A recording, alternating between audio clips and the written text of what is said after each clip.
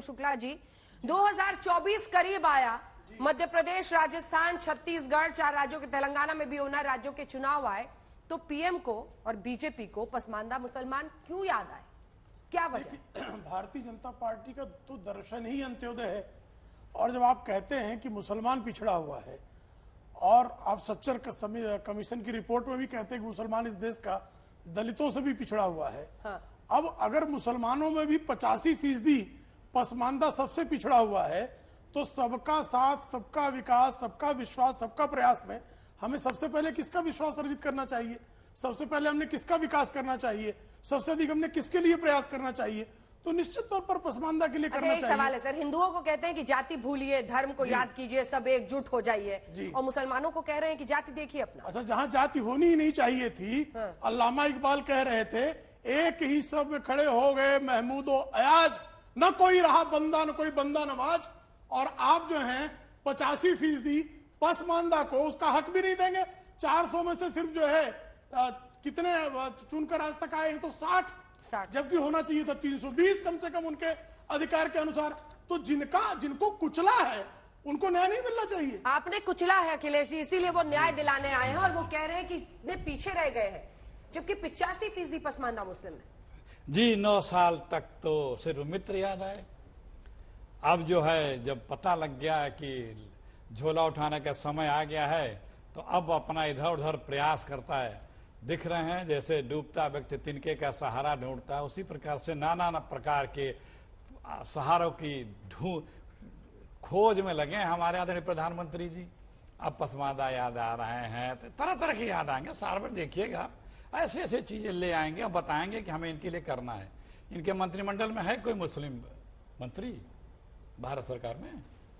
मुझे क्यों देख रहे हैं, पूछिए इनसे। नहीं, वो बता रहे हैं राज्यसभा और लोकसभा में कितने लोग हैं? एक आदमी संभव सही पकड़ लिए 85%। अगर उनको अभी तक उनका हक नहीं मिला है, अभी तक सही आप करेंगे, 9 साल तक अगर नहीं दिया है, तो 1 साल में वो समझ रहे हैं कि किस लिए हम याद कर रहे हैं। वो समझ गए हैं, सब कोई समझ रहा है, सब कोई समझ रहा है कि क्या स्वार्थ है आपका। 9 साल तक सिर्फ हम दो और हमारे मित्र, उसके अलावा कोई दिखा नहीं देश में। अब हर लोग दिखेंगे धीरे धीरे धीरे। अभी थोड़े दिन बाद पसमानदा में भूल जाएंगे, किसी और को पकड़ेंगे, क्योंकि लगेगा कि ये तो समझ रहा है यार, मेरे बहकावे में नहीं आ रहा है, फिर किसी और पे ट्राई डालेंगे, कहीं और कटिया लगाएंगे, बताएंगे कि भैया चारा दिखाने के लिए। तो अब लोग समझ चुके हैं, 9 साल से यही देश देख रहा है। हर चुनाव में नया नया दुखड़ा और मुखड़ा लेके जो आते हैं, लोग उसको पहचान चुके हैं। अब कहीं पे भी अब इनको तिलक नहीं लगने वाला है, चाहे प्रदेश के चुनाव चाहे देश के चुनाव। 9 साल गुजरात में 26% मुस्लिम बीजेपी को वोट देता है, उसका क्या मतलब? अरे देता था, अभी लोकसभा में देखा मुस्लिम ने, हम सबकी बात कर रहे हैं, कहीं नहीं जीतनी है बीजेपी। अच्छा, इनके पास अगर अपने सरकार की उपलब्धियां होती तो वो सरकार की अपनी उपलब्धियों का जिक्र करते। चलिए अनुराग जी, हाँ अनुराग जी, जरा ये नंबर देखिएगा जो हम लोग दिखा रहे हैं कि मुस्लिम आबादी में पसमानदा मुस्लिम कितने हैं, हर राज्य का वो आंकड़ा हमने निकाला है। तो चाहे वो ऑल इंडिया देख लीजिए, जहां पर आप देख रहे हैं 52 और ओबीसी मुस्लिम 48% है। ये जो पसमानदा है उसमें हमने पसमानदा और ओबीसी मुस्लिम को कंबाइन किया है। वहीं पर अगर आप पहुंच जाइए उत्तर प्रदेश में, तो 56% से ज्यादा है। चाल बीजेपी की तरफ चले गए तो क्या कीजिएगा? वैसे ही मायावती जी की भी तरफ थोड़े जाते हैं, इस बार फिर बट गए तो। भारतीय जनता पार्टी की जो चाल है, जो तरीका है, वो हिंदुस्तान की जनता समझ चुकी है। जब उनको किसी की सदस्यता लेनी होती है तो जात की बात करने लगते हैं। वैसे कहेंगे जाति जनगणना की हम बात करेंगे तो उसका विरोध करेंगे। तो भारतीय जनता पार्टी को खुद ही नहीं पता उसे जाना कहां है, क्योंकि वो हार के डर से इतनी खड़बड़ा गई है कि उसको पता ही नहीं चल रहा है कि हमें करना क्या है। जो उनको पता चलना चाहिए था उस पर वो तो ध्यान दे नहीं रहे।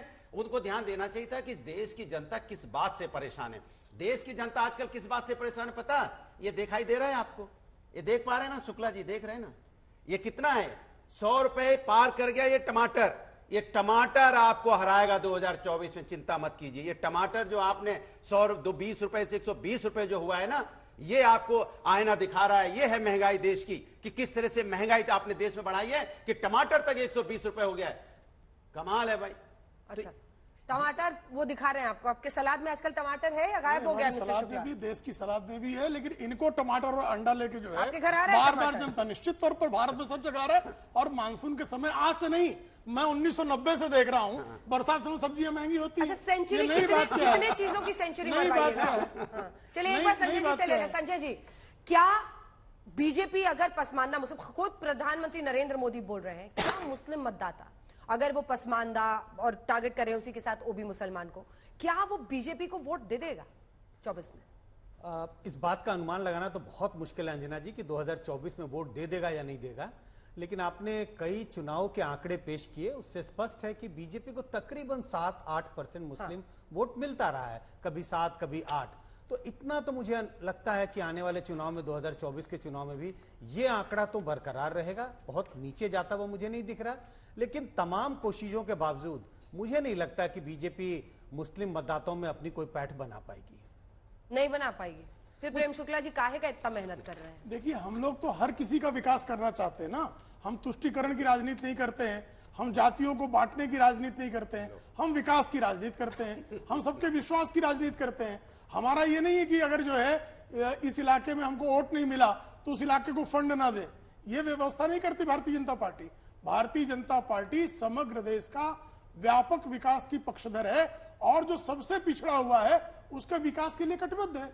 आतिफ जी, आप लोग क्या उम्मीद, प्रधानमंत्री की बातों से आप लोगों को लग रहा है कि कुछ हो जाएगा? क्या होगा, मतलब क्या सोच रहे हैं? अगर पीएम ने कहा कि अन्याय हुआ है, उन्होंने यूनिफॉर्म सिविल कोड की बात की और पसमानदा मुस्लिम्स की बात की, इससे क्या हासिल? देखिए अंजना जी, सबसे पहले तो मैं आपके चैनल के माध्यम से प्रधानमंत्री नरेंद्र मोदी जी को धन्यवाद करता हूं कि आप तो इसको 75 साल बात कर रही हैं। 75 साल बात नहीं है, ये समस्या 800 साल है। 800 साल से इस देश का पसमानदा मुसलमान दरअसल वह मुसलमान है जो भारतीय मूल का गैर हिंदू दलित है, जो भारतीय मूल का गैर हिंदू दलित है। उस मुसलमान की समस्या को समझना और उसको इस देश के सबसे बड़े प्लेटफॉर्म से, इस देश के सबसे बड़े नेता ने, प्रधानमंत्री नरेंद्र मोदी ने प्रधानमंत्री रहते हुए इस मुद्दे को उठाया है। मैं इसके लिए धन्यवाद देता हूं।